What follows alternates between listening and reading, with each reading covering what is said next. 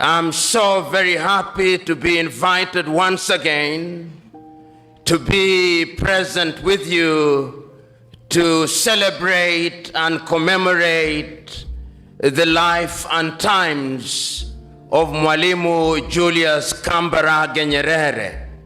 I first came to Tanzania as a student on the 9th day of December 1984, when I was a student leader at the University of Nairobi, and the then president of Kenya invited me, among other students, to accompany him. And that is when I met Mwalimu Nyerere. I then, 10 years later, in 1994, visited at the invitation of Professor Harub Othman on the occasion of 40 years of celebration of leadership in Africa. And that is when I formally was introduced to Mwalimu Julius Nyerere and his foundation. It therefore gladdens my heart that I'm in the country of a man whom I admire, and in a hall named after,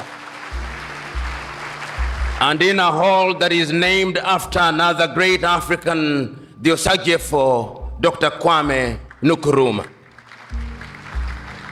The subject that has preoccupied us in the last few days is one that is as topical as it is relevant: the rise or fall of Africa on account of the African politician.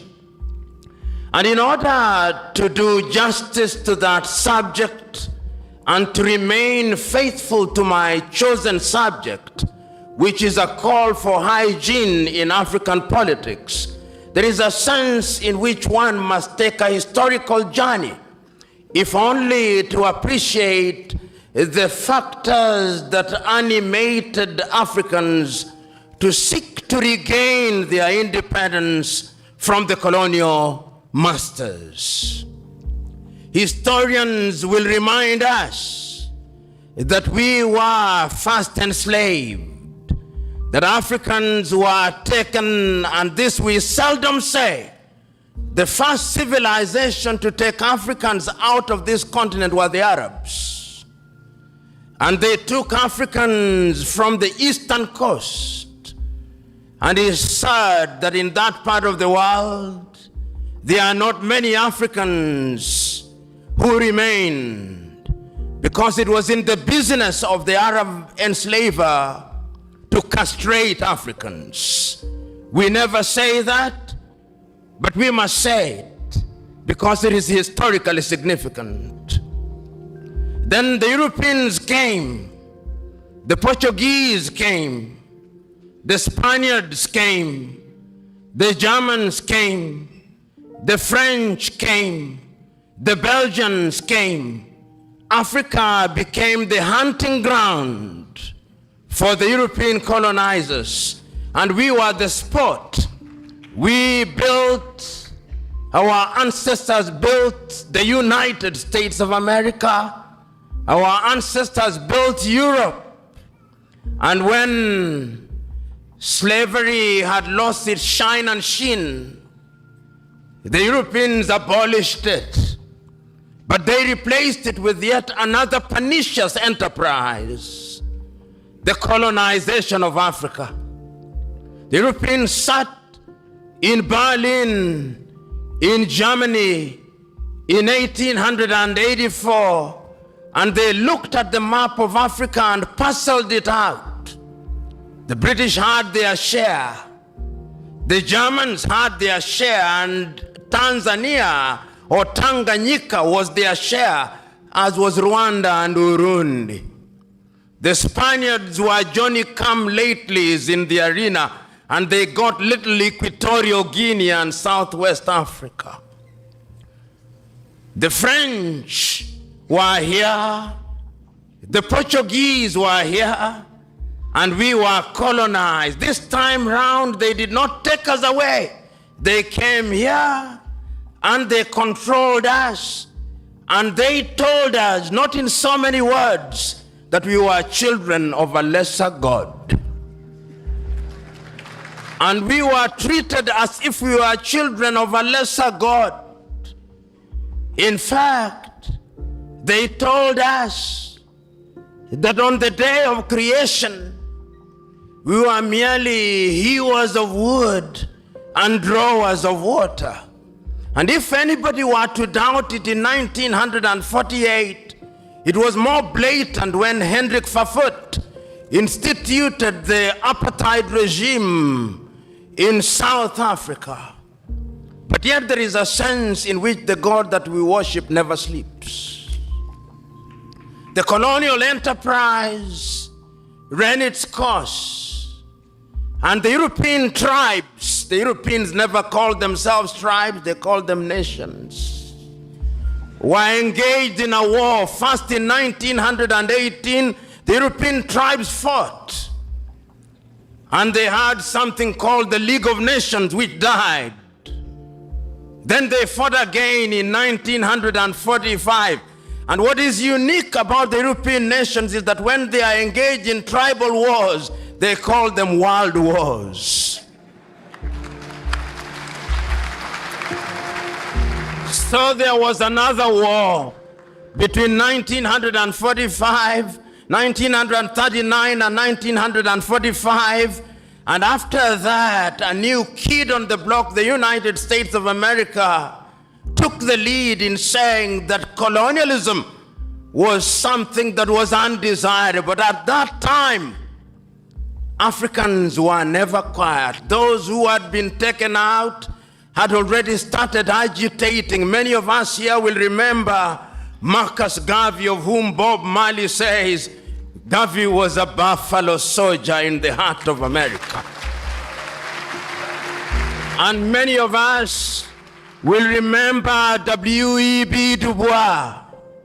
Many of us will remember that they started agitating that Africans must regain their dignity and their independence.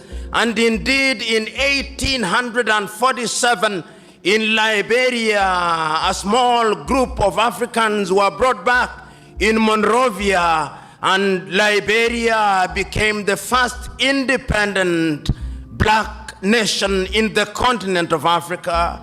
So soon thereafter, in Sierra Leone, they also created yet another colony. But Africa was colonized, except Ethiopia, which they tried to take in 1938 and exiled Professor Dr. Haile Selassie, and unfortunately they were defeated, as you remember, in the Battle of Adwa. Africa can defeat European tribes. This history is necessary that we are able to appreciate the freedom that we gained. So that Garvey came, W.E.B. Du Bois came, but there was another crop after the 1940s who had had the advantage of European education. And there were people in Europe also who are beginning to recognize that indeed equality was necessary. And this was not anything new.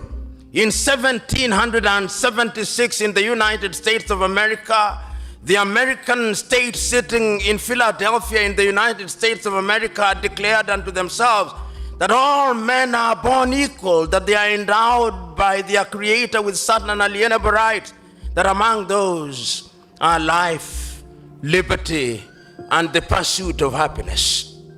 A few years later in France, after the revolution, they also recognized that we were to be equal, so that the colonized nations which had now taken Africans thought that they were safe. They had taken Leopold Sédar Senghor from Senegal to Paris, and they thought that they were creating a little Frenchman. Little did they know that they were creating somebody who would want to overthrow them. They took Félix Houphouët-Boigny from Côte d'Ivoire, and they thought that they were creating somebody who would be subservient to them. They took Ahmed Sékou Touré and Modibo Keïta, and they thought they were safe. Little did they know that they were creating the future leaders and agitators against French colonization. And it did not stop there. The Portuguese also took Agostinho Neto and Amilcar Cabral and Eduardo Mondlane to Lisbon.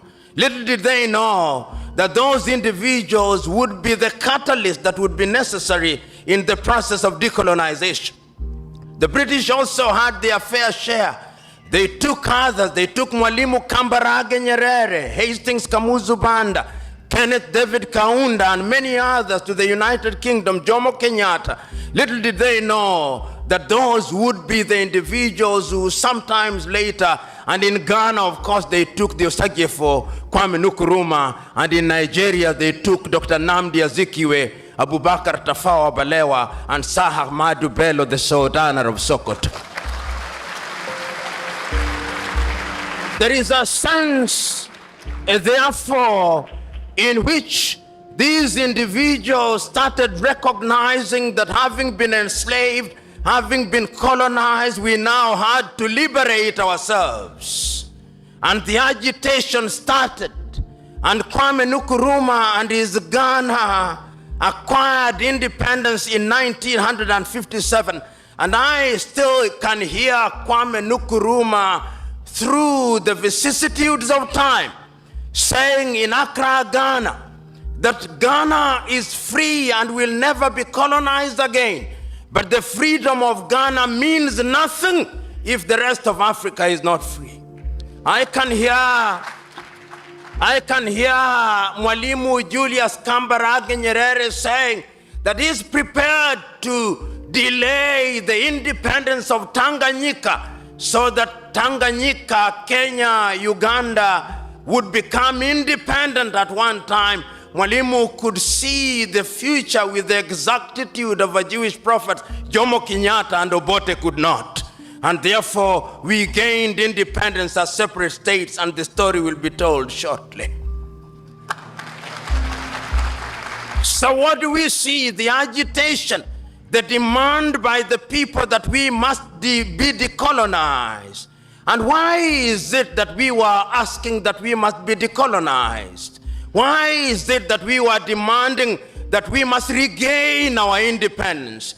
Because throughout the ages, it was always the divine plan that men must be masters of their destiny. And when we gained our independence, the leaders of the day were eloquent as they were clear that the reason why we were asking to be independent is because we wanted to take charge of our affairs. We wanted to be the governors. We wanted to have our young men and women acquire education. We wanted to control the production of our food through agriculture. We wanted to build our infrastructure. We wanted to improve the quality of the lives of our people by improving their health. We wanted to eliminate poverty. We were clear on what we wanted, and this message was as clear in West Africa as it was clear in East Africa, as it was clear in Central Africa, as it was clear in Northern Africa, so that if you listen to Kwame Nkrumah, it's as if you'd listen to Agostinho Neto, and if you listen to Neto, it's as if you'd listen to Samora Moses Machel, and if you listen to Ahmed Ben Bella in the Maghreb, it's as if you'd listen to Patrice Emery Lumumba. There is a sense in which there was unanimity that this was the only way, and we attained independence. And I remember so very vividly in 1957 in Casablanca, Morocco, was it in 1960, when the then 8 independent African countries met on the Osagie for Kwame Nkrumah, was clear that we must ensure that everybody else regains their independence, and that we must remember that the colonial master is not asleep, and that if we don't unite, he'll come under other guises through the neo-colonial project. But they listened to Kwame Nkrumah not.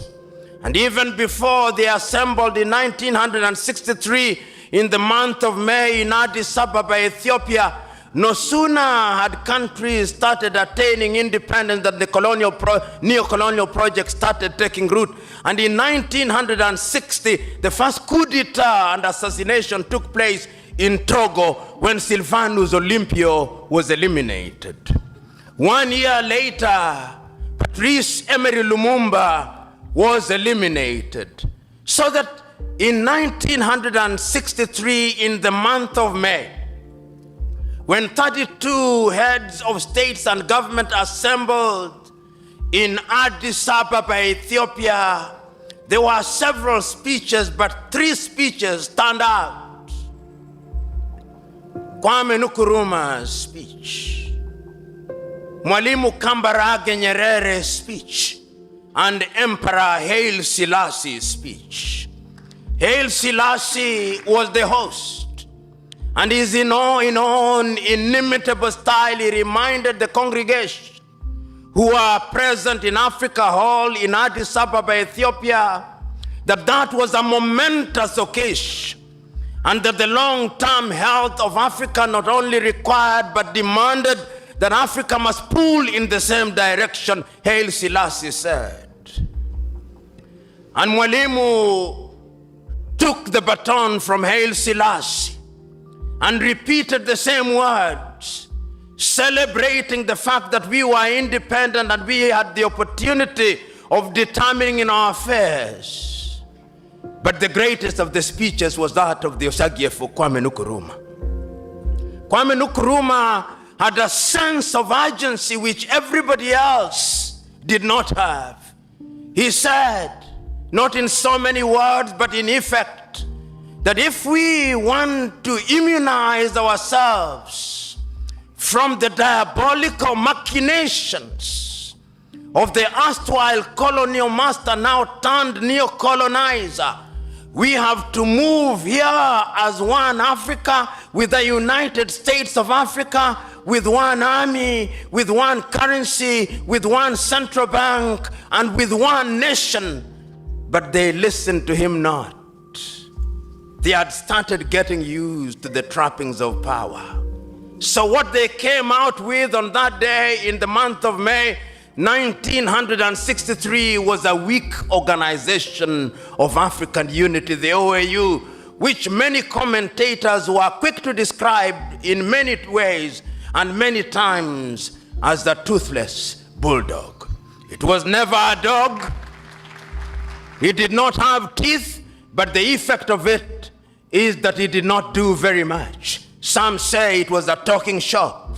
Mzee Warioba, who was then active in political life and in other sectors, will attest to that.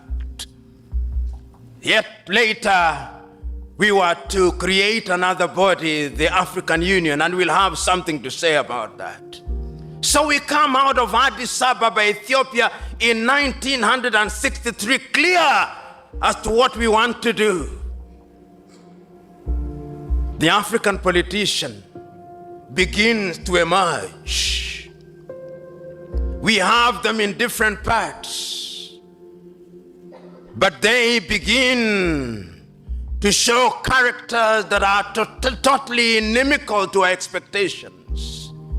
You of the Swahili say, maskini akipata matako huliambwata. Maskini walipata matako zililiambwata. They started getting used to the trappings of power. And we started having countries which we thought would liberate us. And I'm talking about the hygiene of the politics. It started disappearing. Many of these individuals now thought that they were demigods, suffering from what I call the Messiah complex, thinking that they had been brought to Africa to liberate her, and that they suffered from 2 major diseases. One of them is the martyr syndrome, and the other one is the Messiah complex. They think that their countries owed them.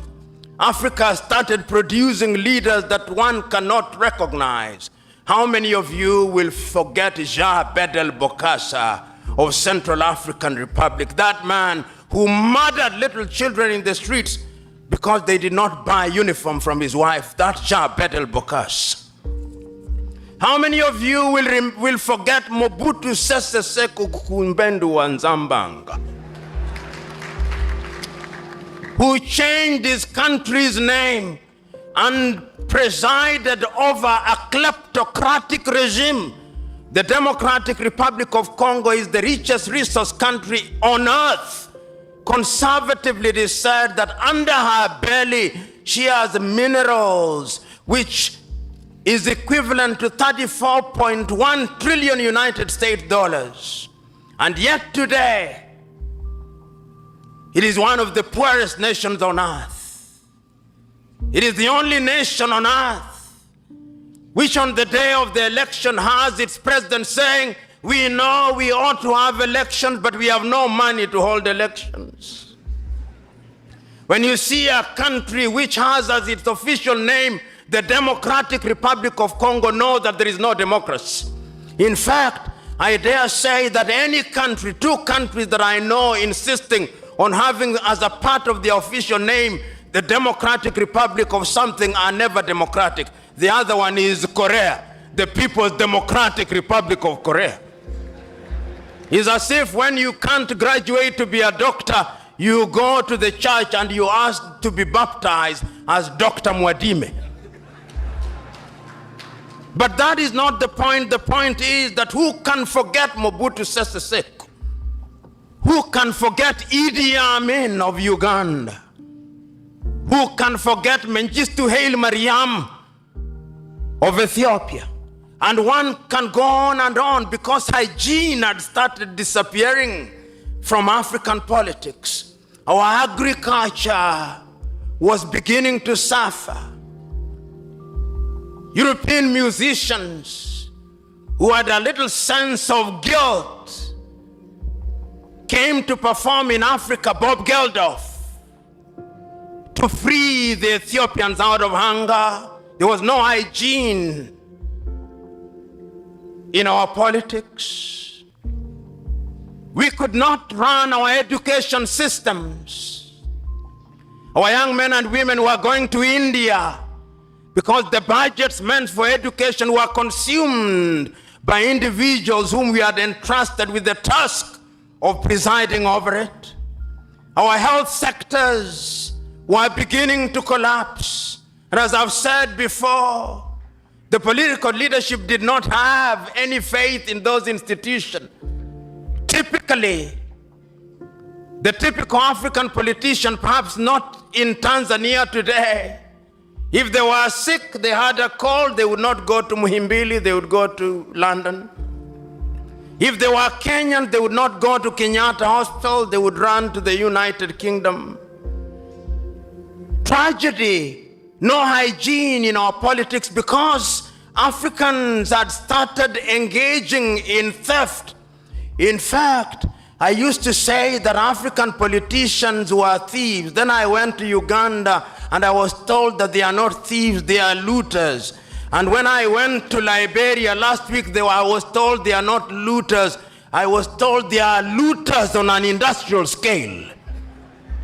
That is the logical metamorphosis of the African politician, whose appetite for public wealth is completely insatiable.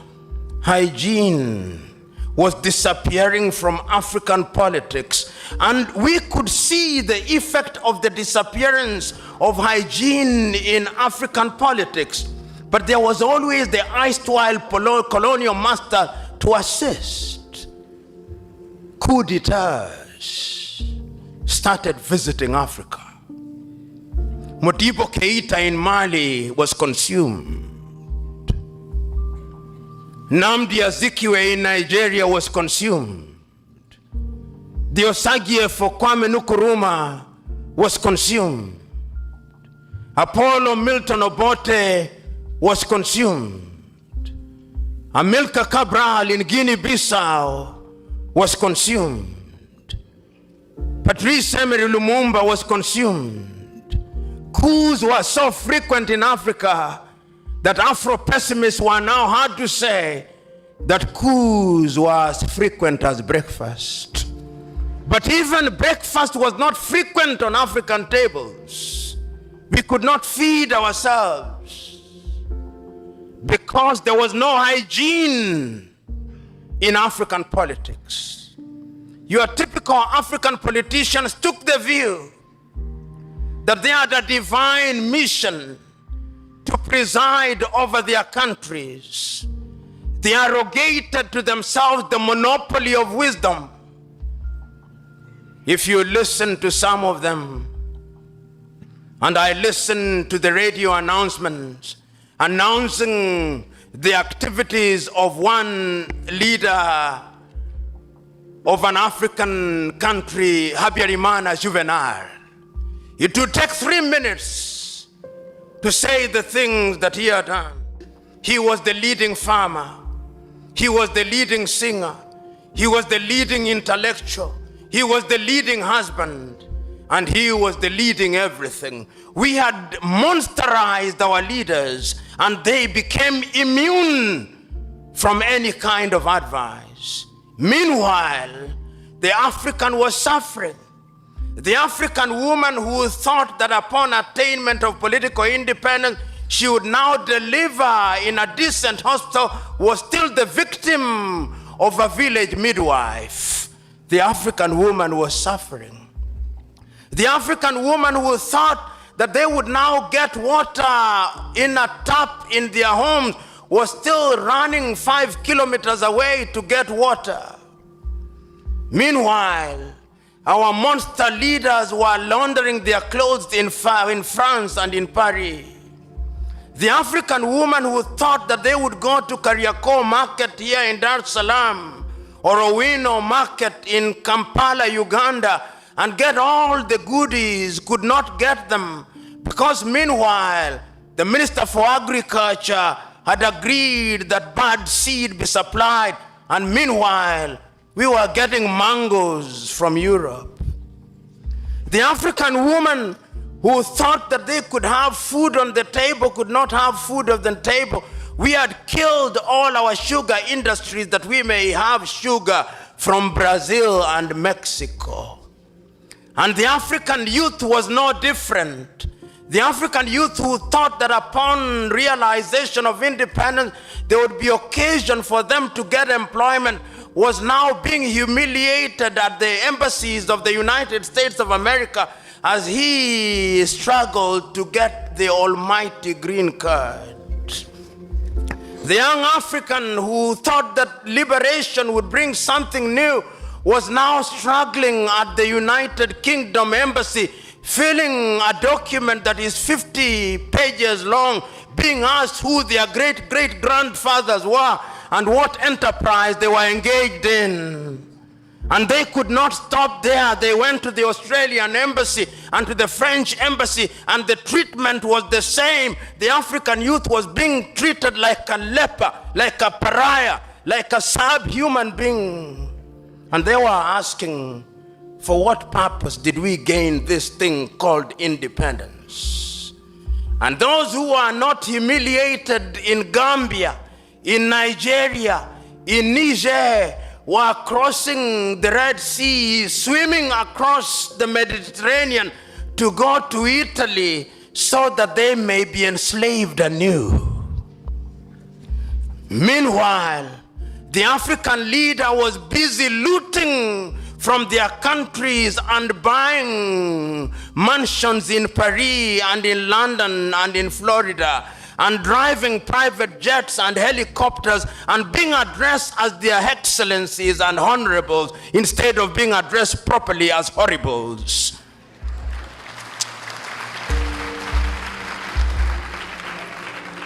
Hygiene had disappeared in African politics. And what had started happening is that a new generation of African leaders who were dissatisfied started emerging. And one need only look at Africa in the 1980s when we begin to see the emergence of a new crop of leaders who are saying, this is not what we fought for.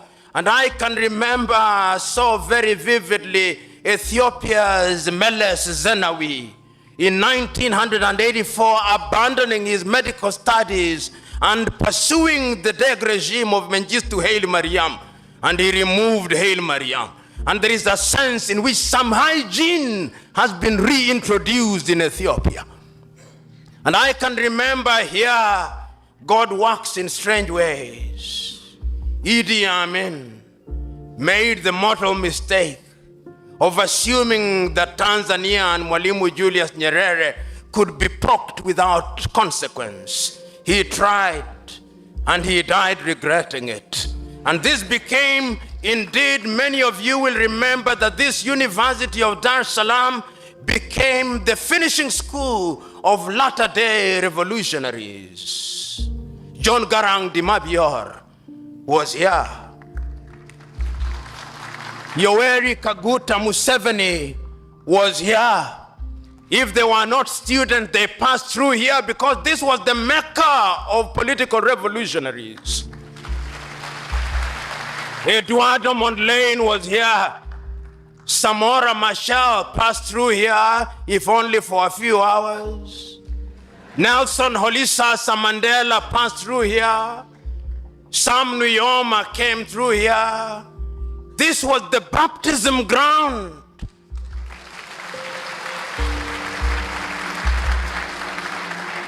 And the high priest was Mwalimu Julius Kambarage Nyerere.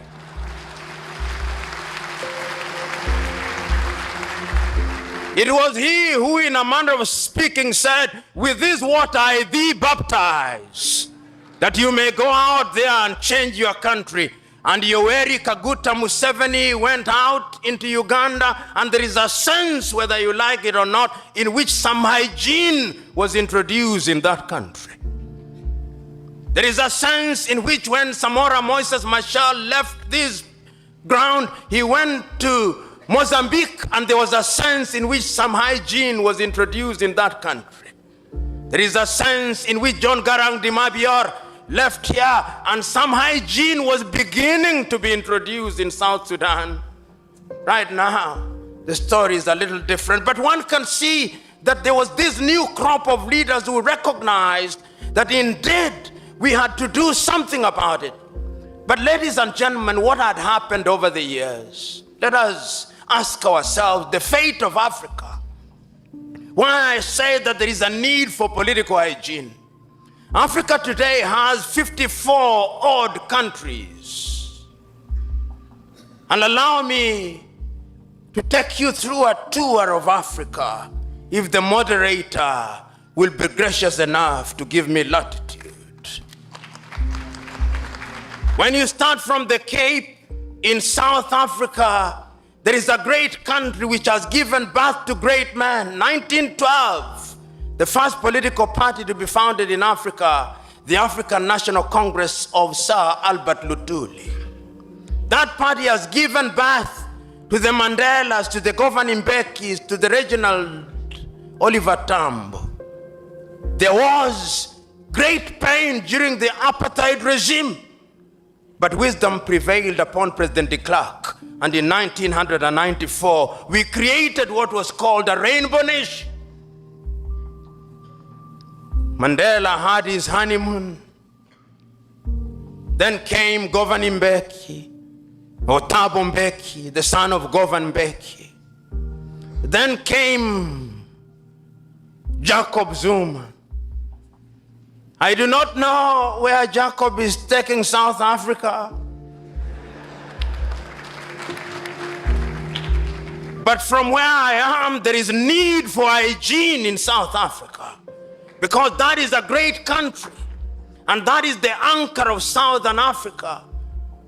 Nelson Mandela left a country that was called the Rainbow Nation. Today I'm beginning to hear them talk about the Zulu and the Xhosa and the Pedi.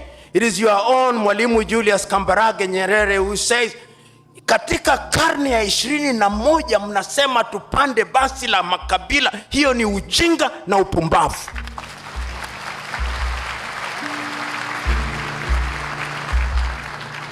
Then there is another country, because there is need for hygiene in African politics. And when one talks about hygiene, one wants to see improved agriculture. One wants to see improved infrastructure. One wants to see improved education. One wants to see that the quality of the life of our women and children is improved. And you go to Namibia, there is a sense in which there is some hygiene there. If only the land question could be solved, that would be a country that is worthy, is moving in the right direction. One can begin to see that. Then you move to Angola, that unfortunate land of Agostinho Neto, and you will remember Holden Roberto and Jonas Malheiro Savimbi. There is a sense in which that country was traumatized.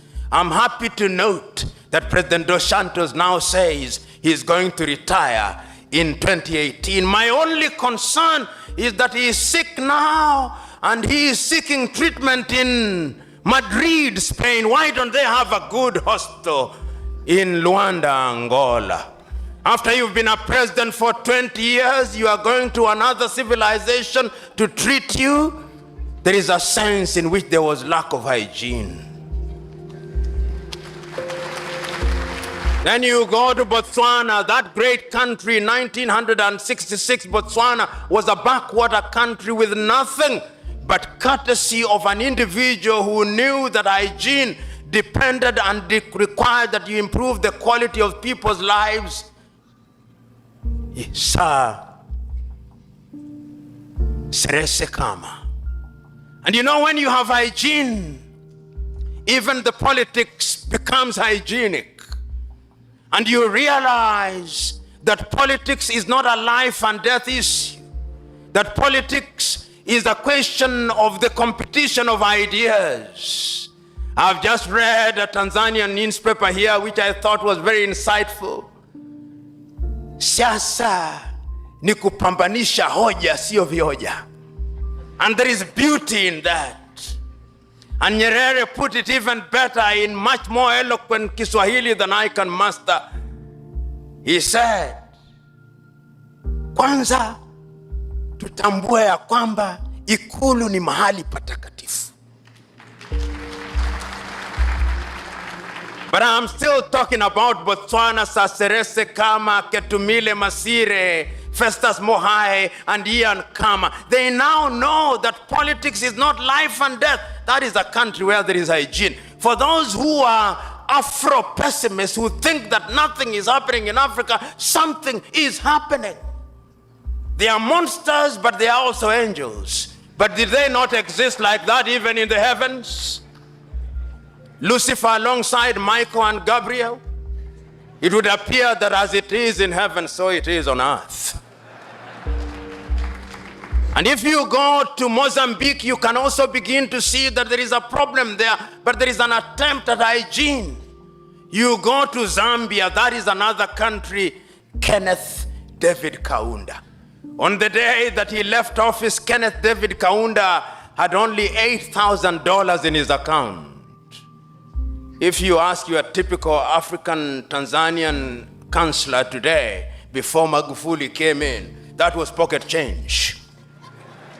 After 24 years in power, $8,000 only. Those are people who love their country and sacrifice. There is a need for hygiene in Zambia. It is the only country in the world that I know where when an opposition leader blocks a motorcade, it does not become the offense of obstruction, it becomes the offense of treason. Unprecedented in the world. Hygiene is necessary in that country. And I look forward to hygiene being introduced. Then one comes to Tanzania. You know, Tanzania, when one talks about hygiene, one must start in the 1960s. One must remember the Arusha Declaration and the nobility of the intentions of Mwalimu Julius Nyerere. And that is why many of you may not know, but at one time it was suggested that he be made a saint of the Catholic Church. And the reason was very simple. This was a man who had ideas. This was a man who had clarity of thought. This was a man who could see the future almost with the exactitude of a Jewish prophet. This was a man who had the humility, almost like the humility of the carpenter of Nazareth. This was a man who loved his country. He made mistakes, and when he made them, he realized and corrected them. That is his greatness.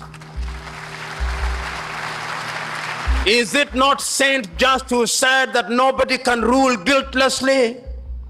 This is a man who found 120 plus ethnic groups and welded them into one nation, so that Tanzanians speak with one voice. You know, if you look at Tanzania and you ask your typical Tanzanian, what was the ethnic extraction of President Kambarage Nyerere? They do not know and they do not care. If you ask Tanzanians what was the ethnic extraction of the second president of Tanzania, Mzee Ali Hassan Mwinyi, the Tanzanians do not know and they do not care because it does not matter. If you ask them what was the ethnic extraction of the third president of Tanzania, Benjamin William Mkapa, they do not know and it does not matter and they do not care. And if you ask Tanzania what was the ethnic extraction of your fourth president, Jakaya Mrisho Kikwete, they do not know and they do not care. And if you ask them what is the extraction of your fifth president, John Pombe Magufuli, they do not know and they do not care. They only know that he's a bulldozer.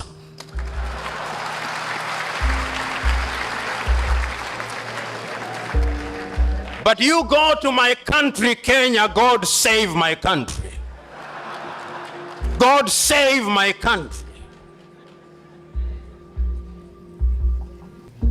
When you meet your typical Kenyan and you introduce yourself as John, they'll ask for the second name, not that they may know your full names, but that they may identify you with your ethnicity and pigeonhole you accordingly. When you go into that country, which is a great country in prospect, but which is being destroyed by negative ethnicity, you ask them who the first president of Kenya was, they'll tell you it was Jomo Kenyatta and he was Kikuyu, and we care. We want our Kikuyu president. And if you ask them who was the second president, they'll tell you it was Daniel Arap Moi of the Kalenjin extraction, and we cared because it was our turn to eat. And if you ask them who was the third president, they'll tell you it is Uhuru Muigai Kenyatta, and he is a Kikuyu, and we want him to continue because we Kikuyus and we Kalenjin only feel safe when one of our own is in State House. And if you ask the opposition and you ask the leaders, from my own ethnic group, the Luo of Kenya, the Luo will tell you we have been marginalized for too long. The time has come that God must smile upon us and our son must be the president. And if you ask the Luhyas, they'll say the same thing. That is the tragedy of gigantic proportions. I'm submitting to us that the country called Kenya needs political hygiene. I'm submitting to us that the country called Kenya needs to come to Tanzania here on a benchmarking tour, and that the President of the Republic of Kenya and all our parliamentarians should sit at the State House and be lectured by John Pombe Magufuli on the finer points of governance.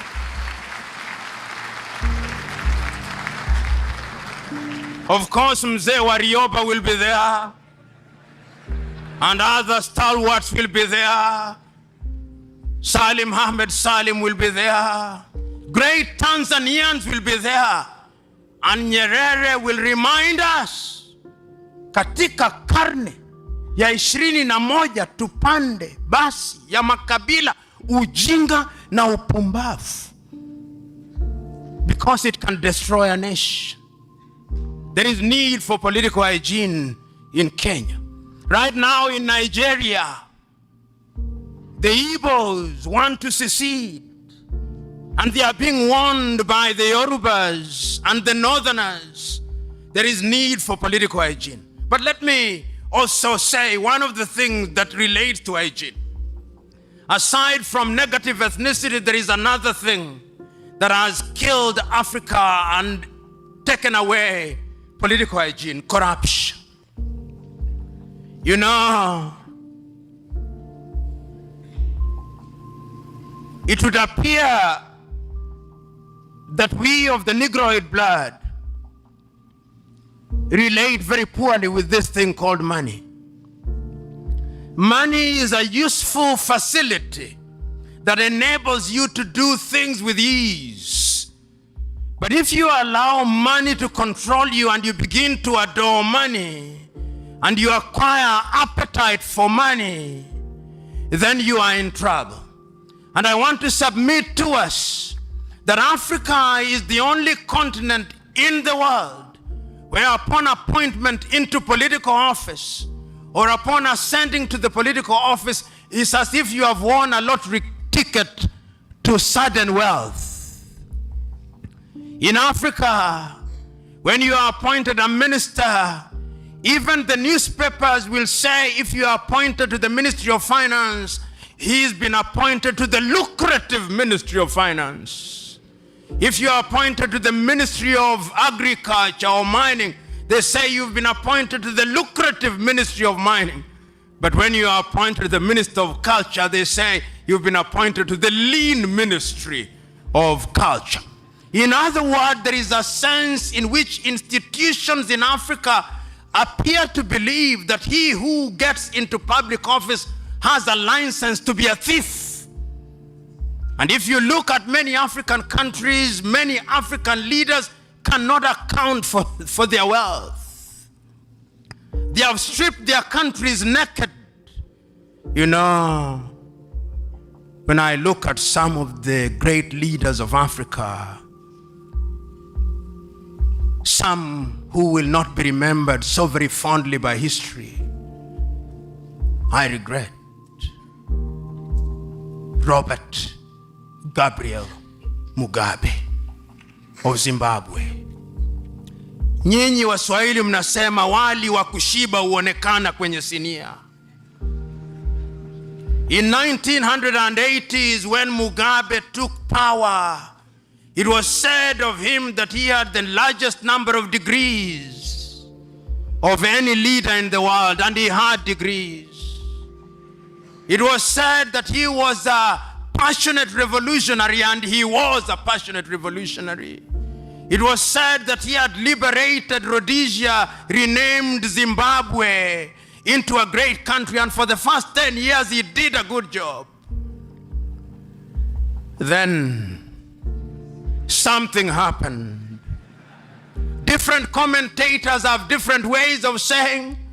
Some of them say that Sally died and he married Grace and it has never been the same again. I do not know. Some of them said that he became a prisoner of some of his comrades. I do not know. But the only thing that I know is that all the historical dividends he had accumulated have now been squandered. Why? They have been squandered because Robert Gabriel Mugabe now presides over a country where there is 90% unemployment. Robert Gabriel Mugabe now presides over a country which does not have a currency but has a central bank. This is unprecedented in the history of modern civilization. I'm submitting to us that corruption has been at the very heart of the destruction of Africa. That is why we do not have roads. That is why we do not have good hospitals. That is why we cannot feed ourselves in Kenya today. We and Ethiopia, we are importing maize from Mexico. In Liberia, they're importing chicken from Brazil. And in many countries, we cannot even feed ourselves. We do not make our own medicine. Medicine is made as generics in India. We do not even produce our own seeds to plant our fields. They are being made by Syngenta and Monsanto. We do not produce anything because of corruption. But there is a sense in which one can begin to see some hygiene.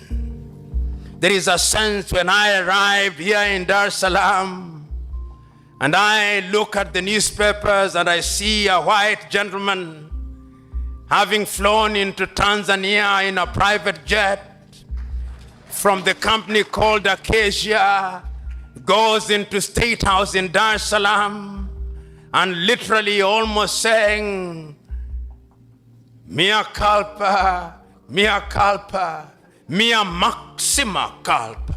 Nimekosa sana, nimekosa sana, nimekosa sana.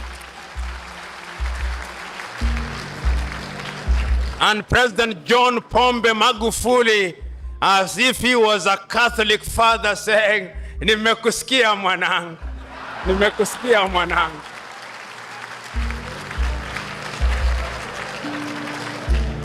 Tutakuhurumia lakini kwa masharti. Na masharti ni ya kwamba lazima ulipe ulizozipora. I felt told that there is an African leader who can stand up to international pirates who for 20 years have deprived Tanzania of taxes that would have gone to schools, taxes that would have gone to the health sector, taxes that would have gone to infrastructure, taxes that would have gone into agriculture. John Pombe Magufuli is a breath of fresh air. I know that there are some Tanzanians who may think that he's disrupting their agenda.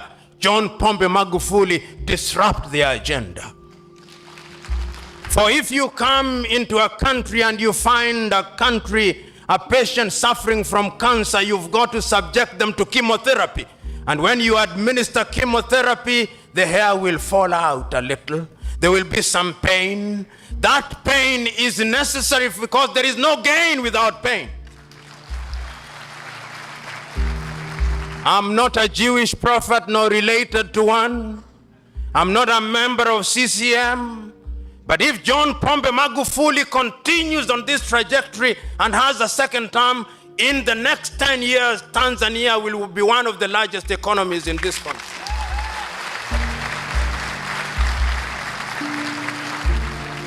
God save John Pombe Magufuli.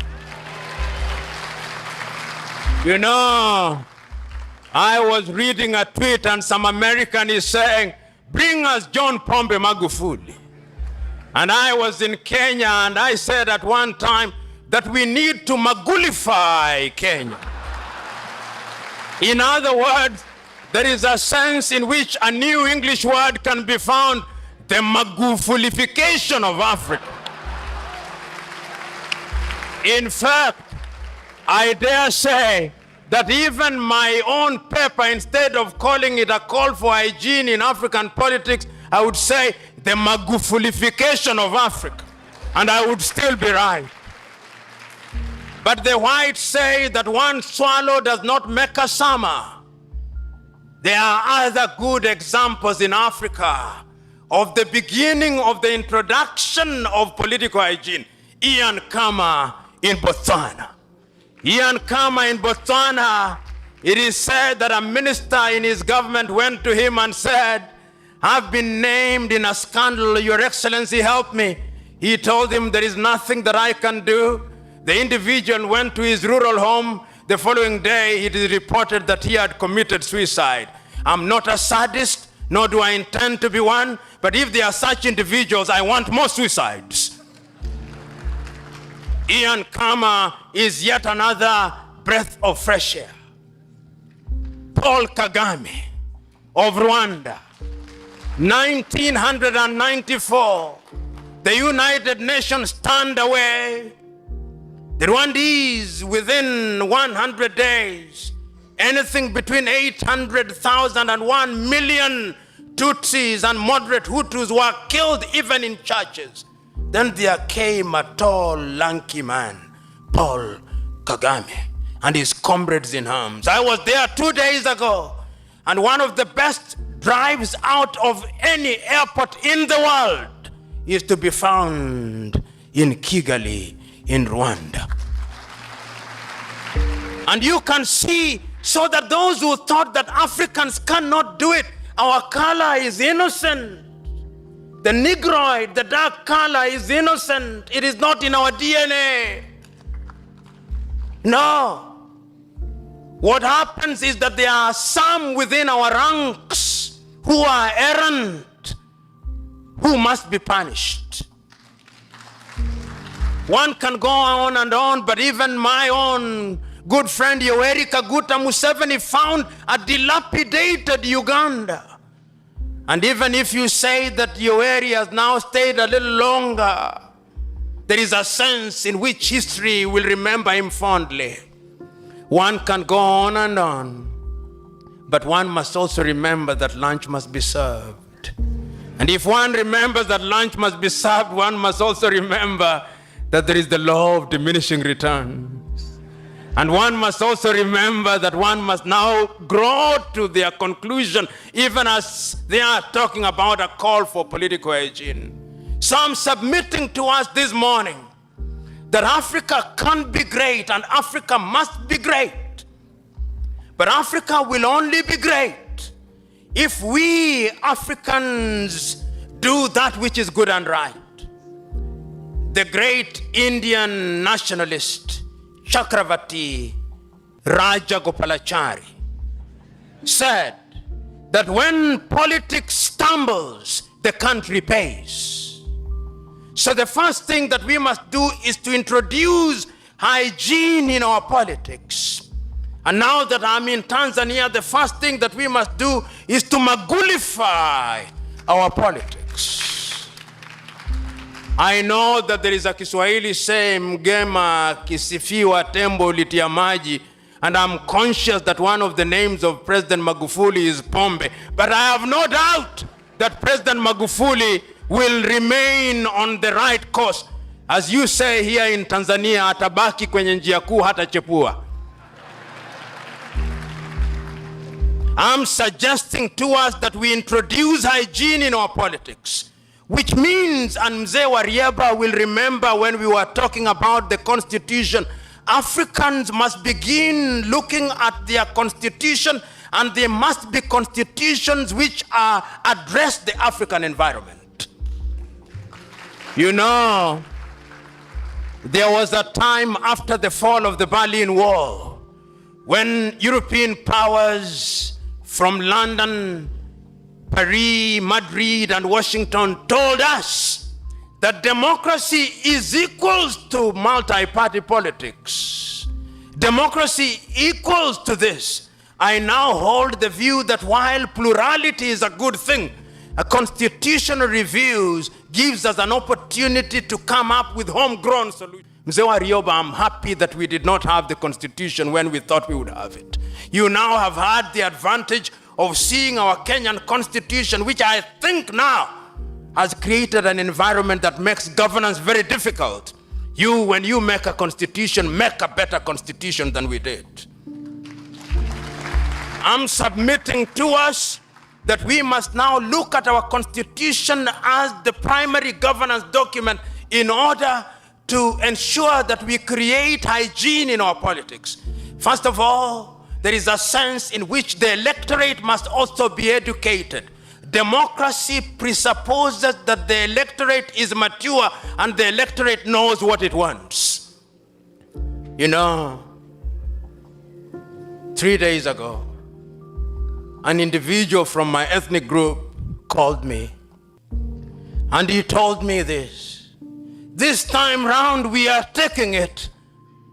And I said, who are we?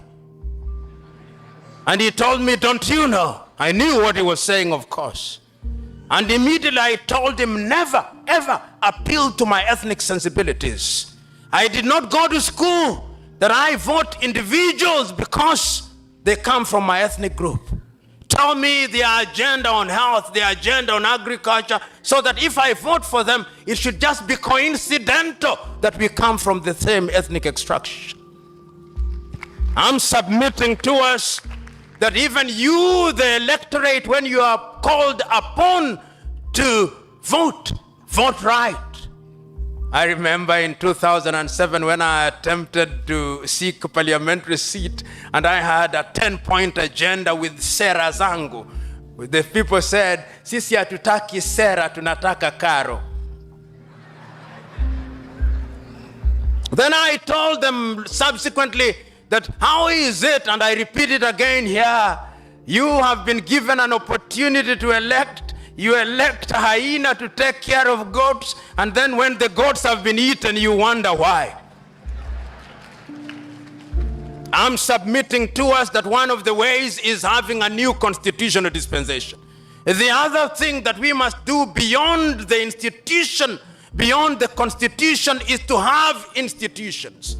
You know, Mwalimu Julius Nyerere, whom you now rightly refer to as Baba wa Taifa, said, you are not successful until your successor succeeds. Today, Mwalimu Nyerere is successful because his successors have succeeded. Did you not have Mzee Mwinyi?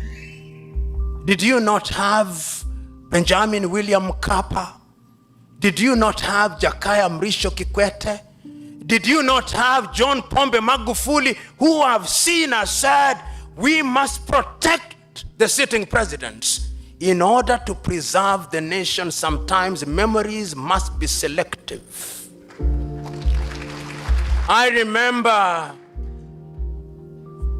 after the civil war in Nigeria, the young Yakubu Gowon, receiving the Biafrans who had surrendered, said, brothers, I'm happy to see you. And the commentator says, at a critical point in Nigerian history, the victor did not gloat and the vanquished were not humiliated. What Pombe Magufuli is doing is right. There is no future without forgiveness. There is no future without selective memories, but we must never forget. I'm submitting to us that the only thing that survives and will introduce hygiene in African politics is institutions. Because institutions will exist beyond us. And I'm happy to say that in Tanzania, one begins to see institutions. One begins to see individuals who are smaller than institution. Because if you are larger than institution, then you consume institution. And Mobutu Sese Seko reminded us that when he changed his name from Joseph Desire Mobutu to Mobutu Sese Seko Kukumbendu Wanzambanga. And when he died, until today, the Democratic Republic of Congo is not at ease. Beyond the institution, the other thing that we must do is that we must have men and women of integrity. These men and women of integrity are not angels. They'll have made mistakes, but they'll have learned from those mistakes. These men and women should be subjected to certain ideals. That is why Mwalimu Nyerere once again said, lazima tuwe na siasa ya maadili na miko. There must be taboos in politics, the do's and the don'ts. Tukiwa na sera huria, basi ni uhuni utatamalaki.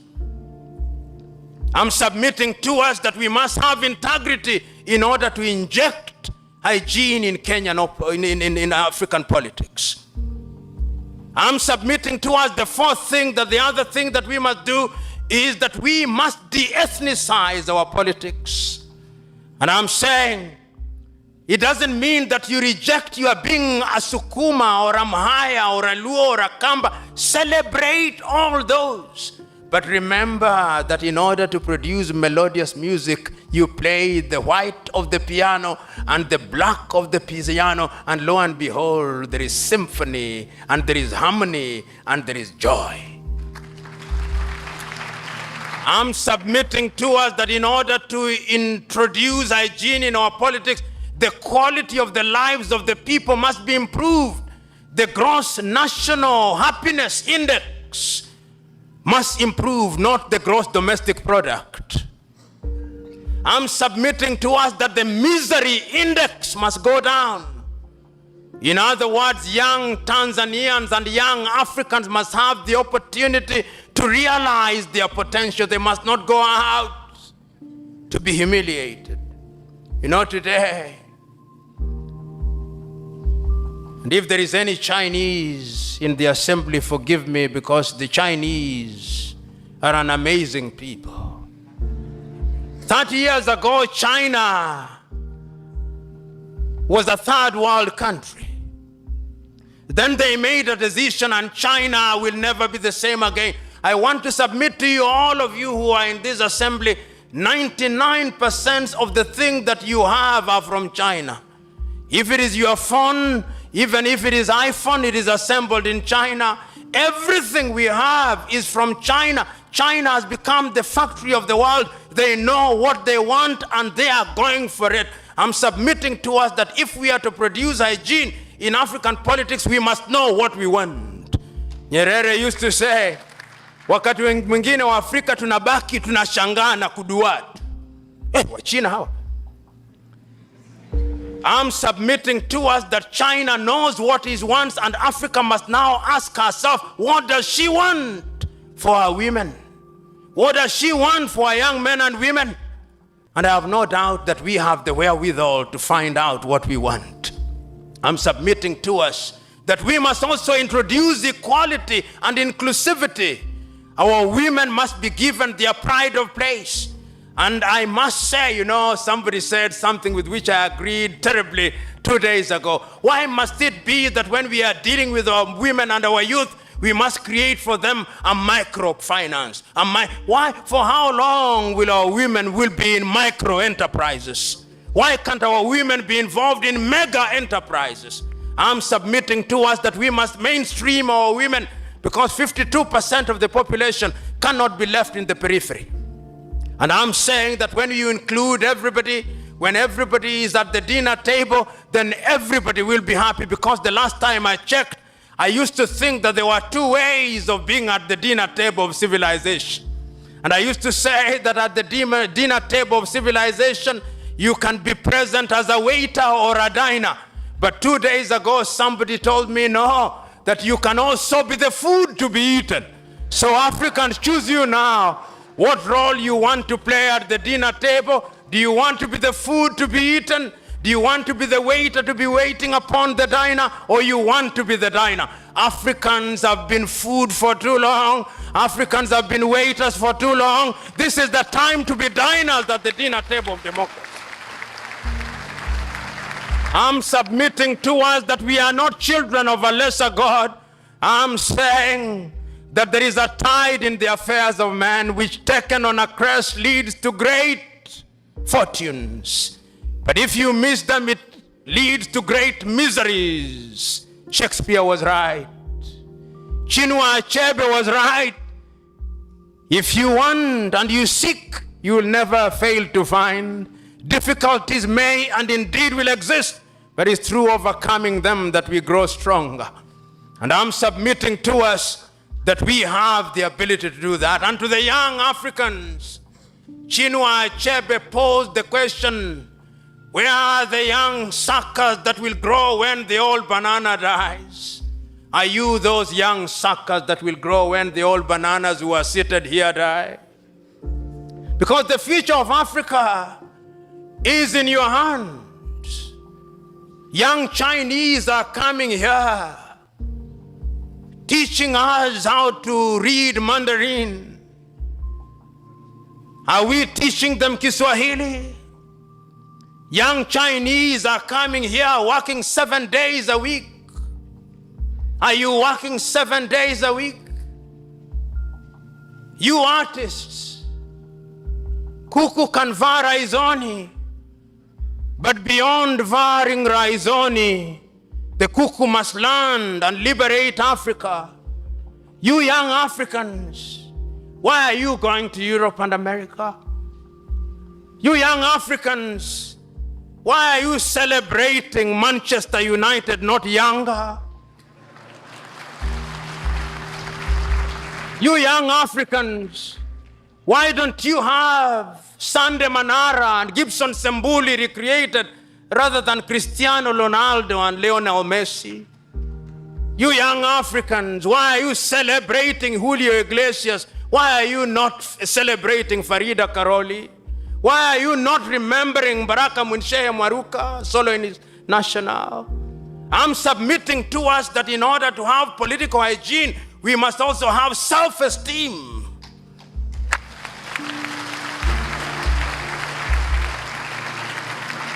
Kwa Kiswahili lazima tujiamini sisi. Self-esteem.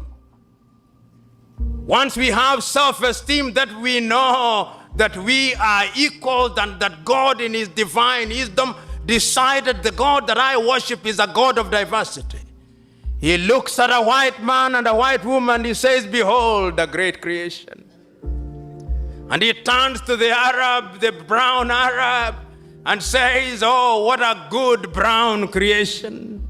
And he turns to the slitty-eyed Chinese and the Japanese and he says, behold, what a great creation.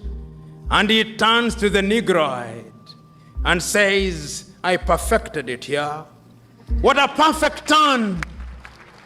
So that when we sit at the dinner table of civilization, it is the diversity that we should look forward to. And I'm submitting to us that once we've done all that, then Africa will be great. Once we have done all that, Africa will be great and Africa can be great. But Africa will not be great on the basis of pronouncements. I know that the Africans sat in Addis Ababa, Ethiopia, and came with Africa Agenda 2063. But Africa will not realize Agenda 2063 when 90% of African Union budget is externally financed. He who calls the piper calls the tune. That old English saying is still true. Because as they say in French, plus ça change, plus c'est la même chose. The more things change, the more they remain the same in Africa. But I'm submitting to us that this time round, they must not remain the same. So, fellow Africans and individuals who may not be Africans but are from other civilizations and our sisters and brothers, make Africa great. This continent can be great. Make Africa's education great. Let Dar es Salaam University be great. Let Nairobi be great. Let Fura Bay in Sierra Leone be great. Let our education be great, and we will make it great. Let African agriculture be great. Let us feed ourselves. Let us have food and beef and chicken and grains made in Africa. Let African agriculture be great. Let African infrastructure be great. Let us have the new train moving from Addis Ababa in Ethiopia to Dhaka in Senegal, and from Cape Town to Cairo. Let there be great infrastructure. Let us have one passport so that when I arrive at Dar es Salaam, I'm not asked for my passport. Please, let us have one. Let us have one currency so that I don't have to fly for 1 hour and I confront Tanzanian shilling. I fly for 55 minutes, I confront the Rwandese franc. I confront the Angolan kwanza. Let us have a unit of currency which is uniform. You can call it the Afro, whichever name you prefer, but let us have one currency. I'm submitting to us that we can be great. Let us have our women occupy their pride of place. Let us make the Congo the Silicon Valley of Africa. Let us make Niger or Burkina Faso the head of nuclear power. Let us make Congo and the Kariba the production headquarters of electricity. Let there be light in Africa. Let there be light in Africa. And I'm submitting to us that that can be achieved if we introduce hygiene in African politics and African affairs. Let us have Africa Magulified. God bless you.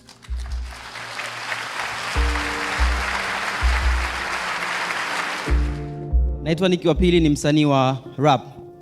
Mimi nataka kufanya tu tafakuri kulingana na aliyosema profesa. Na nataka ya maswali tu ya tafakari sisi, sio profesa. Cha kwanza, je, tulipelekwa ukoloni kwa sababu tulikuwa tuna low self esteem? Tulipelekwa ukoloni kwa sababu tulikuwa hatuna taasisi imara? Tulipelekwa ukoloni kwa sababu tulikuwa hatuna constitution? Nataka maswali mtafakari. Swali lingine ni kwamba ametoa historia ya viongozi wema na waovu.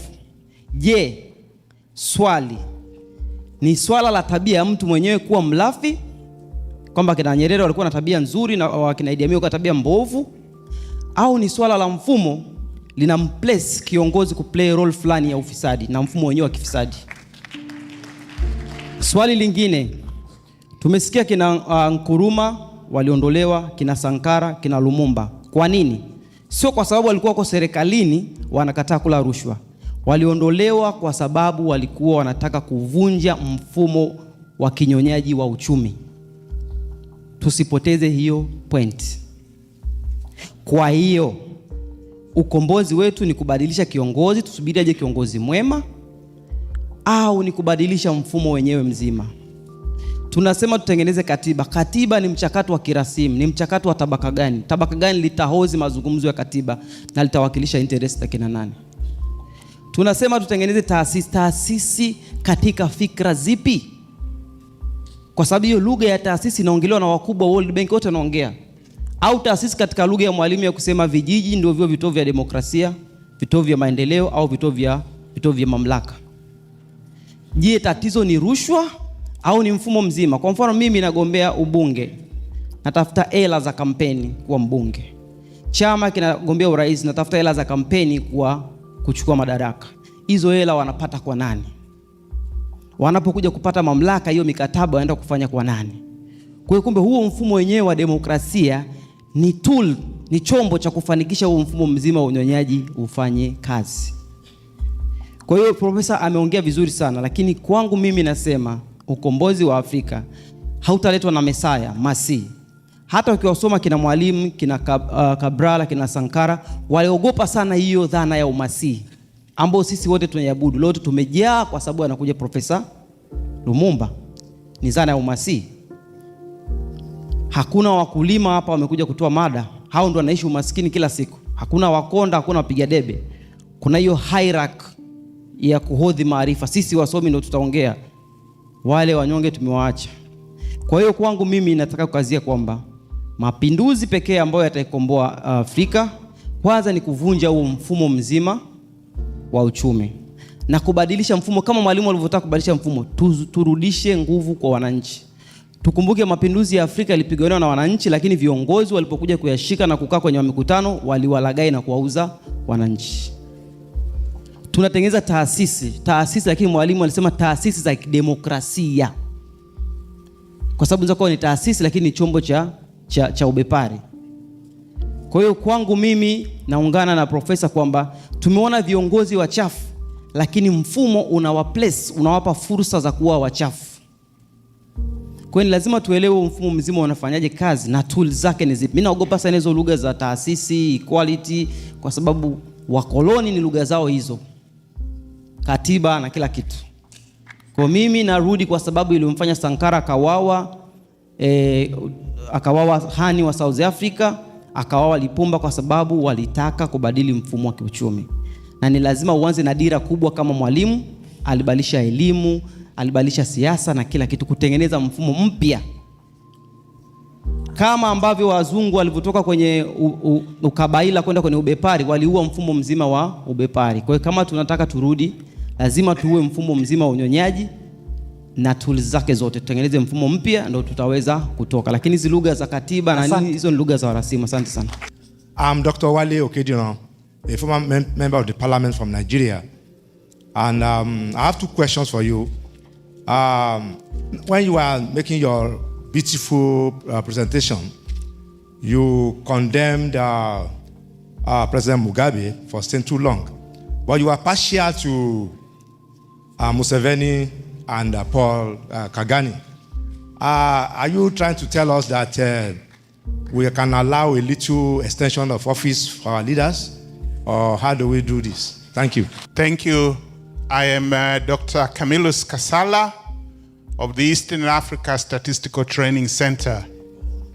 I have followed Professor Lumumba's presentation.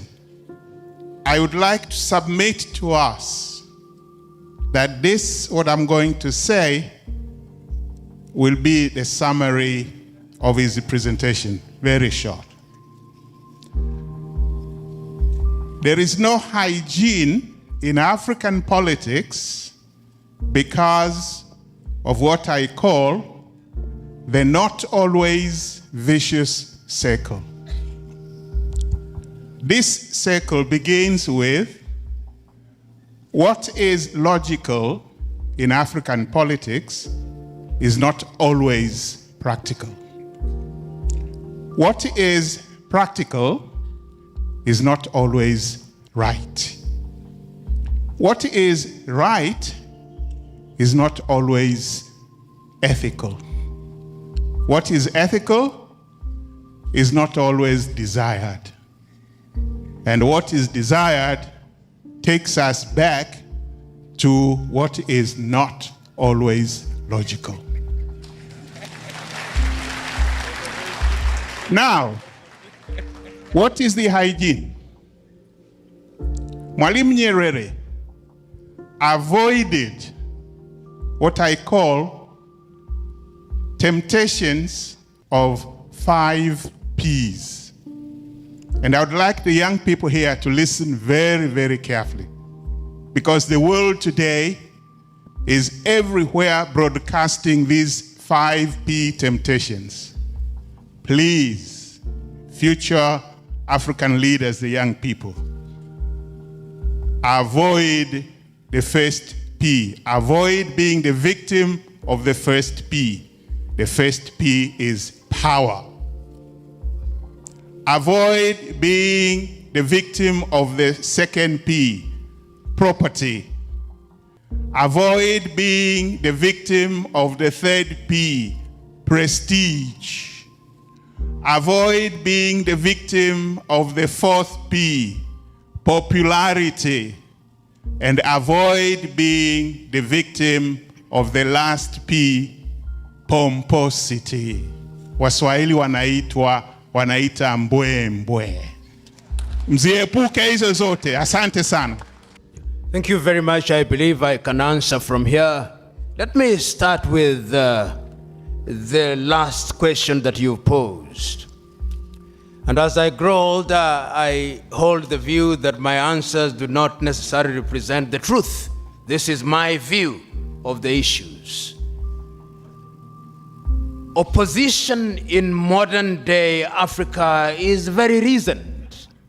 If you look at the first leaders, the whole idea of building the nation they thought could best be articulated by having one-party state. They said, we are so fragile, we are so diverse, that we must have one political party. And there is a sense in which they were right. If you look at your typical European nation, and I want you to look at Europe from Sweden, there will invariably be nation states. If you go to Sweden, they are the Swedes with a small Lap or Sami population.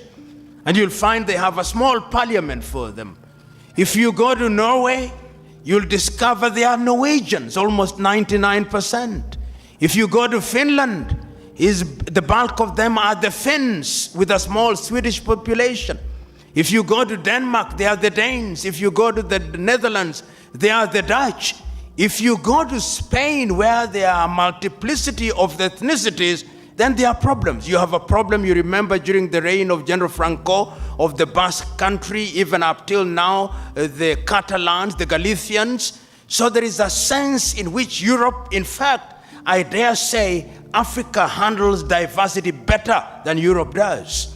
If you go to the Baltics, you find the former Yugoslavia, which has produced several countries from Yugoslavia. You have the Slovenes, the Bosnians, the Herzegovina. There is a sense the Soviet Union collapsed before our very eyes. But Africa somehow, and this was once again, many of you will remember in 1963, the Addis Ababa conference, and 1964, the Cairo conference, what is normally referred to as the Nasserite Nyerere's Nkrumahist approach, that we should not redraw African boundaries because it would create conflict. And there was a sense, therefore, that if you came to many African countries, they say, let us have one-party states.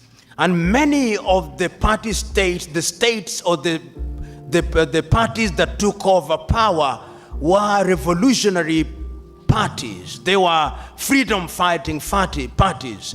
If you came to Kenya, Kenya African National Union, in Tanzania, TANU and Afro-Shirazi, in South Africa, African National Congress, MPLA, Frelimo, ZANU-PF, and all these parties. And they took the view, let us have one party so that everybody is under the umbrella of that party to avoid ethnic division.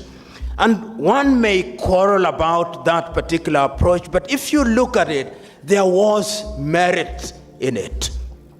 Then, of course, Europe persuaded us. Europe is always in the business of persuading us that you cannot have democracy when there is only one party, and that therefore we have multi-party politics. And many African countries were dragged wailing and kicking to this dinner table of multi-partyism.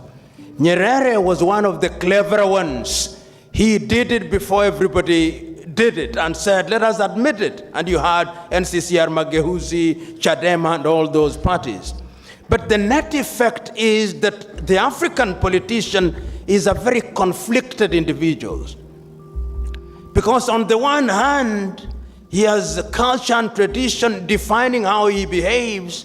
But on the one hand, he also wants to behave as if he is a typical British or Dutch politician. So I say sometimes that when you look at an African politician, he suffers from split personality. And I say this in all seriousness. What the African politicians in many countries say on the platform is not what they believe in. And our own president, former President Daniel Moi, used to say it very well. After he had read the English speech, he would say, nimesema hayo nimesema, sasa wacha niseme. In other words, there are things that you say for the comfort and benefit of the so-called modern society and for Europe and America and Washington to hear, but there are things that you now say to wazawa. And those things are different. So multi-party politics, because when you introduce multi-party politics, the assumption is that there are clear ideological differences. If you go to Europe and America and you talk about the Tories, there are ways in which they believe that government must be run in this way.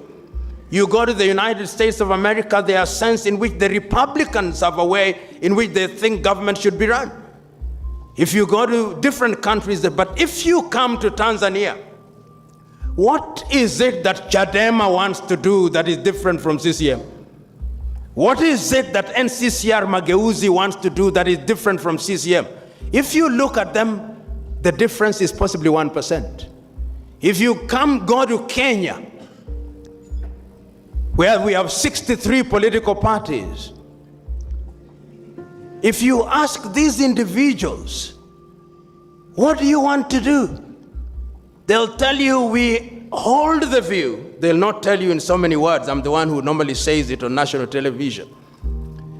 They hold the view that because the present administration is an administration that has brought together the Kikuyus and the Kalenjins, the next combination should now have the Luos and the Luhyas and the Kambas and a little Masai, so that essentially the election we'll have in the month of August on the 8th, as I've said rather harshly and bluntly, is not an election on issues. It is an ethnic census to determine whether a combination of Kikuyus and Kalenjins is larger than that of Luos, Luhyas, and Kambas, or vice versa. And if you look at how they have divided it, they have actually said it. If you look at our typical Kenyan politician, he says, we the Luos, it is our turn now. We the Luhyas, it is our turn now. So that when we talk about opposition, running an African country is not very easy. If you go to Angola, it is the Ovambo and the Ovimbundu. If you go to South Africa, it's the same thing. You've got to ensure that Zuma is the president because you've got to settle the spirits of the Zulu. If you go to Nigeria, right now the Igbo think they are excluded. And if General Buhari is unwell, the talk is already there. Will Osinbajo take over, or will it be a northerner? Rather premature, if you ask me. So what is opposition? If I was the president of a country, this is what I would do. Recognizing that African countries are fragile, I would have monthly meetings with all opposition leaders. Monthly. Because some of these opposition leaders, the truth be told, what they want is to be heard. They want to have an opportunity to contribute to the entire national enterprise. And they have good ideas, some of them. Ingawa wengine ni wababaishaji tu.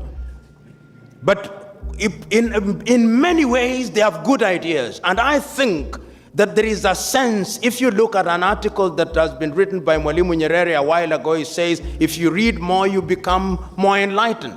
There is a sense in which that is what African leaders forget to do. Mandela tried to do it when he was the president. One day, when he went out, he appointed Gacha Buthelezi to be the president. And Gacha, I think, was very satisfied during those few days. So one of the things that we must realize, opposition and government, is that we are working and moving in the same direction. So my prescription, whether it's taken or not, is another debate. Ensure that these individuals are involved. Have quarterly meetings with all of them. Tell them, this is how you tell us how to run government. In fact, in many African countries, what I would do is to ask the opposition leader, I'm putting together my government. Do you have any problem with being appointed into my cabinet to serve so that these beautiful ideas, we mix mine with yours and we govern Tanzania? That would be my approach. And I think in that way, the opposition then becomes responsible. It becomes the loyal, responsible opposition. Otherwise, the opposition then exists to oppose everything and to propose nothing. And you can kill that by involvement. So that is my answer to that question. The second question is about foundation. Let me give an example. I was listening to a debate by the former head of UNIDO, who is a Sierra Leonean and is contesting to the president. And I said to a friend of mine, if this man has these ideas and I was Sierra Leone, I would vote him. He said, Africa can realize our potential. And this idea that Africa has had conflict is misguided. And he gave examples. Vietnam was at war. Cambodia was at war. Laos was at war. The two Koreas were at war in 1953. Japan was bombed to the ground in 1945. Yet they have revived. They went back to the foundation that you talked about. In other words, we know the true north, tunadira. And Mwalimu used to say in Kiswahili, siri ya maendeleo ni watu, ardhi na siasa safi. And siasa safi means that you have the maadili. Mzee has already, in fact, Mzee, the next time I'm called, I'm going to Uganda and I'm going to use the 5 P's and I'll say I heard them from you. Because in truth, if you look at those 5 P's, that is the problem. Umejua ukizungumzia hili swala la mamlaka, Mwafrika, kiongozi Mwafrika kwanza katika hafla kama hii, kiongozi asili wa Kiafrika ukimwalika saa 4 anakuja saa 5.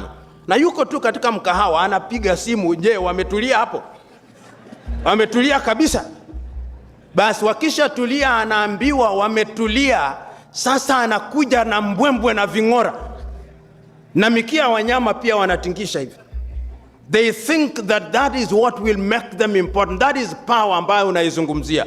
Na swala hili la kuhodhi na kumiliki mali, unapata mtu ana vyumba vingi tu.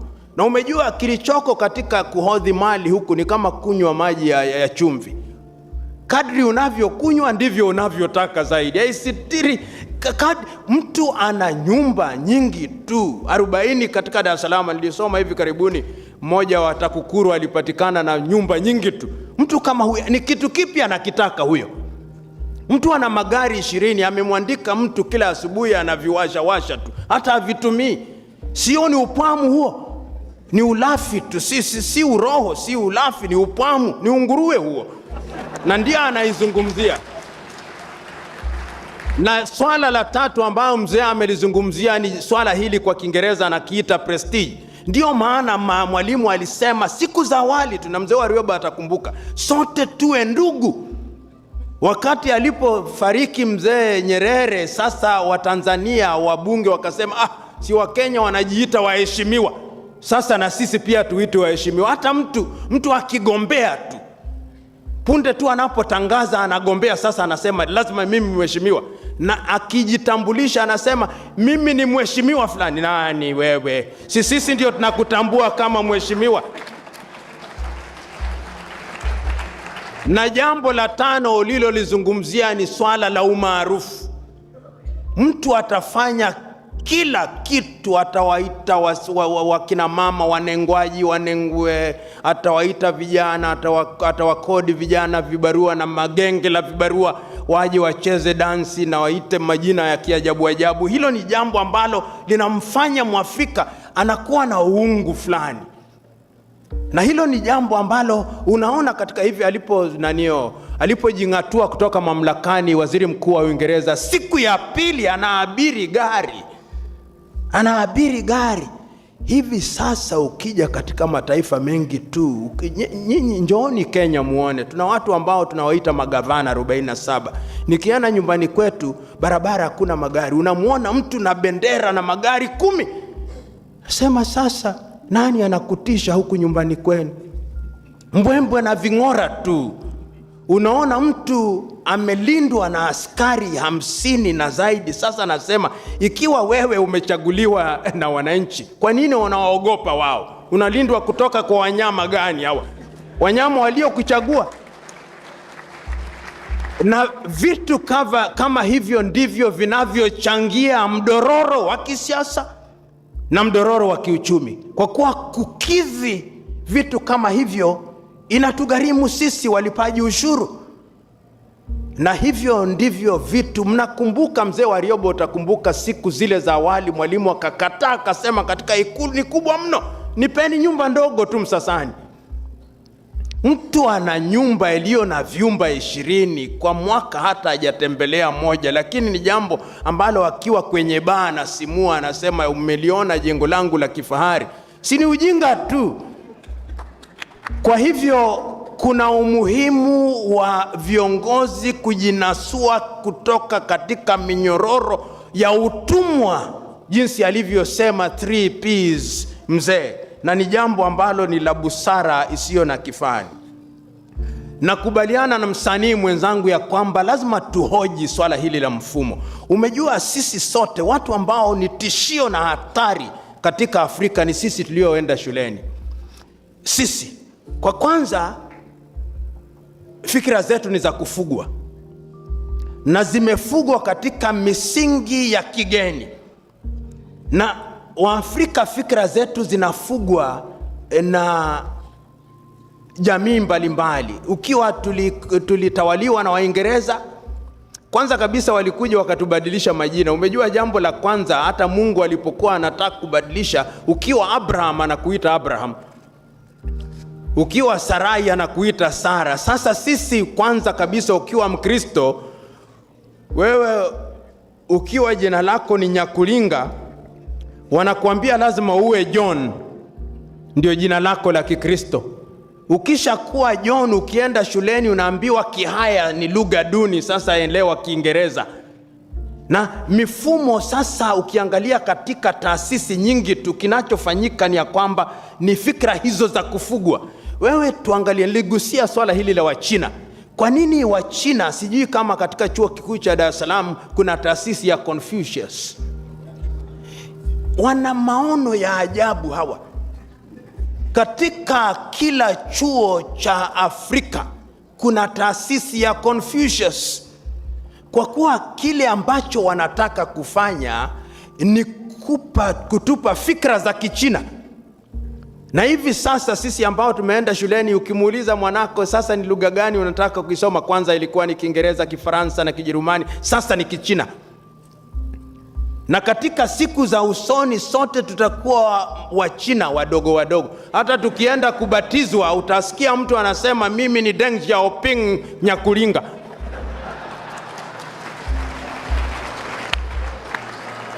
Umejua swala hili nalizungumzia kwa utani. Kumbukeni ya kwamba Wachina walikuwa na sera fulani ya kusema ya kwamba Wachina hawazai mtoto kuzidi moja. Sasa wamebadilisha, wanasema wanaweza wakawa na mtoto wa pili. Na nilisema ya kwamba huyu mtoto wa pili anaandaliwa. Huyo mtoto wa pili ndiye atakayefanya katika nchi za nje ikiwemo Afrika. Mimi nawaenzi sana watu hao kwa kuwa wanatambua ni kitu kipi wanakitaka na wanakifanyia kazi. Sisi wa Afrika, jambo la kwanza nasema na kusisitiza ya kwamba tunahitaji mikutano minne kule Addis Ababa ya viongozi wote, tuna taasisi wakilishi wote, na katika mkutano wa kwanza swala mama iwe ni kitu kipi kibaya. Tukisha lichokoza hoja hiyo na kuidadisi, tuwe katika mkutano wa pili tuseme baada ya kutambua kitu kibaya tutalitatua kwa namna gani, na mkutano wa tatu tutautatua kwa njia gani, na wa nne kwa muda gani. Tukifanya hivyo, kwanza tutatambua ya kwamba kuna makabila mengi. Tukisema ya kwamba Waafrika tuungane, hatusemi ya kwamba tuwe na mila na desturi zetu tuzitupe nje. Tunasema lash, Wayoruba wawe Wayoruba tu, Wahaya wawe Wahaya tu, Wakongo na wawe Wakongo tu, lakini tukumbuke ya kwamba vitu tunavyovitaka kama Waafrika ni sawa. Mwafrika anataka chakula kizuri tu. Si mwalimu ndiye akasema ya kwamba vijana ni kuwa na siha bora, malezi bora na bongo kali. Kwa hiyo jambo la kwanza tunataka kula vizuri, tunataka shule nzuri, tunataka miundo msingi na miundo mbinu nzuri tu, tunataka tuwe na mahospitali na mazahanati nzuri. Hivyo ndivyo vitu ambavyo tunavitaka. Tunataka tuwe na ajira kwa vijana wetu, ili kijana wa Kitanzania akipata fursa katika nchi ya Liberia iwe ni rahisi kwenda huko. Umejua katika nchi za Ulaya kilichoko ni ya kwamba vitu vya msingi haviwasumbui kijana. Kwa kadri kijana ambaye ameletelewa katika nchi ya Norway akisema ya kwamba kula ni ya kwamba alikula sosiji 2 tu, lakini Mwafrika akikwambia sijala kwa muda, huyo mtu anasononeka, hajara hata maji hana.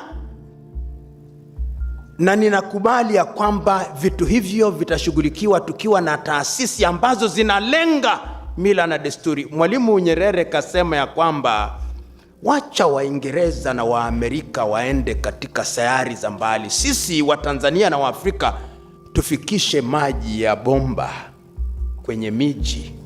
Wacha wao wawe na ndege za kiajabu ajabu, sisi tuwe na chakula mezani. Hivyo ndivyo ambavyo tunavihitaji. Hata na katiba zetu hizi tunazozizungumzia, tuangalie na kubaliana nawe ya kwamba lazima tuwaulize wananchi washirikishwe, na inawezekana hivyo, na tukikutambua hivyo itakuwa ni jambo nzuri tu. Mwenzetu nitamjibu kwa lugha ya Kiingereza kwa kuwa anatoka sehemu za Nigeria. I agree with you. If you listen to me very carefully, it means that I'm conflicted. There was a time when I thought, and I'm still not clear whether my thoughts are clear on this point, that term limits are a good thing. I think no matter how good a dancer you are, you must leave the stage. No matter how good a dancer you are, you must leave the stage. And I think, and Mzee Wariobe, I'll come back to you because you are there. When Mwalimu wanted to leave office, there was no shortage of people telling, Mzee utatuacha mayatima. And Mwalimu was clear that this is the time to leave. You must know when to leave. In fact, the best time to leave is when people say they want you to stay. And I'm conflicted in the case of Yoweri Kaguta Museveni and Paul Kagame for historical reasons. Rwanda has come out of a very difficult history. And for that reason, the institution, the personal presence of Kagame has been very useful. But I now hold the view, and I said it in Rwanda the other day, that this should be the last term of Paul Kagame, so that he can even have a puppet, so that people get used. The mere fact that people see another face is good enough. It demystifies power. And I think that that is a good thing. President Yoweri Kaguta Museveni, with whom I have had a conversation and raised the same question, I hold the view also that this should be his last term. In other words, there is a sense in which they have overstayed a little. They have overstayed, there is no doubt. The reason why I have a problem with President Mugabe is because he has stayed for too long and institutions have suffered. In the case of Uganda and Tanzania, there are economies they are worth talking about. There is no economy in Zimbabwe. You go there. It's the first country in the world that does not know which currency to use. At one time, they were using the yuan. At one time, they were using the rand. At another time, they were using a bond. At another time, they were using the American dollar. President Mugabe was a great man, an intellectual, but he stayed for too long. No matter how good you are, if you stay for too long, you spoil it. A good dancer must know when to leave the stage. That is why I'm passionate. And it also gives me an opportunity to say something about General Buhari, about political hygiene. General Buhari inherited a very difficult country. And I want to say, the day Nigeria wakes up, Africa will never be the same again. Nigeria, with a population of nearly 200 million, 300 million, Nigerians cannot even agree on a census. They don't want a census because they don't want to discover that the Fulani are more than the Yoruba or the Yoruba more than the Igbo. They think that that discovery is a dangerous thing. So Nigeria must make a decision, and I think that President Buhari, it's unfortunate that he's unwell. But look at the short time that he has been there. Nigeria, the budget of Nigeria is going to be financed by the money which was looted by individuals. You can see the fight that is coming out there, but it's not going to be easy. In fact, he said that if you threaten, kumbukeni ya kwamba mafisadi ni watu wa ajabu. They have the patience of vulture, these corrupt individuals. They wait for you. So Nigeria is beginning to move in the right direction, but once again, you remember last week, the Oduduwa Republic, which is the Yoruba-speaking states, gave a warning that if by October the Igbo still continue talking about Biafra, they shall be expelled from all Yoruba states. The northern states also said the same thing. That is a recipe for disaster. It's a recipe for disaster. Ethnicity. And I'm using this occasion to overextend my answer by also giving South Sudan, John Garang Dimabior. Right now, if you go to Nairobi in Kenya, all, if not all, but a good number of cabinet ministers in Sudan live in Nairobi, and their children are either in Nairobi, Addis Ababa, or Kampala, or Europe. South Sudan is a hunting ground where they work on Fridays, steal money, and invest elsewhere. That is not leadership. Now people are fighting the Nuer and the Dinka in the 21st century. One is saying that it is possible if we do what we did. Suppose President Kiir were to have weekly meetings with Vice President Riek Machar. They would resolve all these things because the people are always helpless. I can't agree with you more on that particular. And I think the last question is swala hili la kuhodhi maarifa and national ethos. I think there is not a single leader in Africa who spoke about a national ethic. There is an example that I've given. It happened to me when I used to come to Tanzania every other time with Jukwaa la Katiba. So I used to come every week. So one day I'm at the airport in Dar es Salaam and I have my little bag, and I wanted to have it on as a carry-on bag, and they told me, no, you've got to check it in. So I went to a young man who was selling padlocks. Akaniambia, wewe Mtanzania? Kasema, mimi ni Mkenya bana. Unarudi nyumbani? Kasema, narudi nyumbani lakini nahitaji kufuli kwa kuwa wameniambia lazima niweke kwenye nanio ya mzigo. Niambia, unaenda Nairobi? Sema, nunua kufuli 2, wezi hao.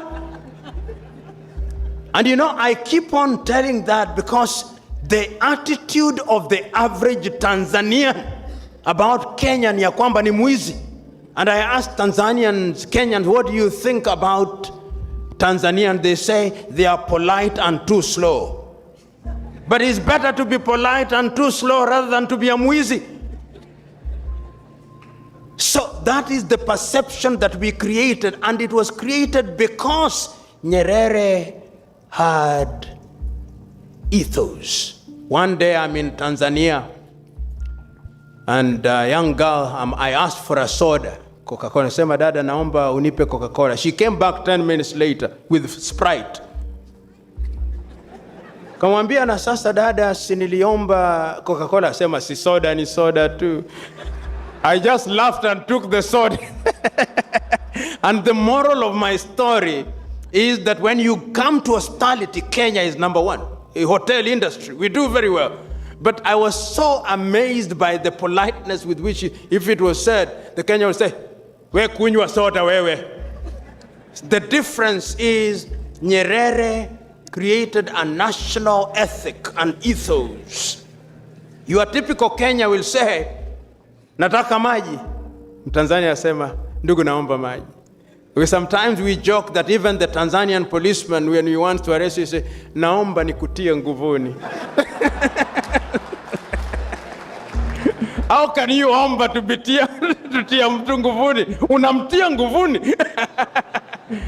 And I'm saying this in jest. Mwalimu Nyerere was talking about ethics, and today, when you look at Azimio la Arusha and the 10 points, is that not what everybody is talking about now? All these TAKUKURU, all these anti-corruption authorities, all these integrities, we have gone back to Azimio la Arusha. And I'm saying that there are things there that we can look at and begin to inform our leadership. And lastly, I want to talk to young Africans. I see young Africans here. Professor Mlama, the VC, the DVC, Mzee Warioba have done their bit. This is a relay race.